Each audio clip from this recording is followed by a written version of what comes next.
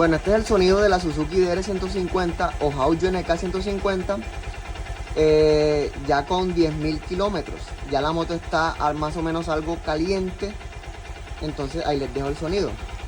Obviamente, como estoy tan cerca, puede que el sonido se amplifique y puede ser de pronto molesto para algunas personas, pero no se asusten, es un sonido normal.